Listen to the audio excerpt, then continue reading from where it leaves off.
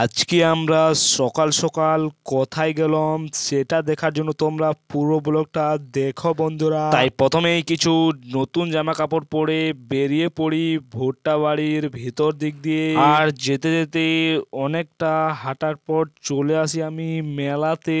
আর আজকে কিন্তু মেলার প্রথম দিন সকাল, তাই এখনো পর্যন্ত কোনো ভিড় হয়নি। আর তারপর 5-6 ঘন্টা মেলাতে ঘোরার পর চলে আসি আমরা স্নান করতে গঙ্গার জলে। আর তারপর সবাই মিলে জলের ধারে একটা শিব পুজোর মূর্তি বার করি আর সবাই মিলে সেখানে মাটি দিই। আর তারপর সেই মাটির মূর্তিতে সবাই মিলে কিছু ধূপকাঠি এবং বাতাসা দিয়ে পুজোটা শেষ করে নিই। আর পুজো টুজো শেষ করা কমপ্লিট হয়ে গেলে আমাদের চান করাটাও কমপ্লিট হয়ে যায়। তারপর চলে আসি মার্কেটে কিছু বাতাসা চিনি ধূপকাঠি নিতে। আর তারপর আমরা গঙ্গা মাকে একে একে সব জায়গাগুলোতে পুজো দিতে থাকি।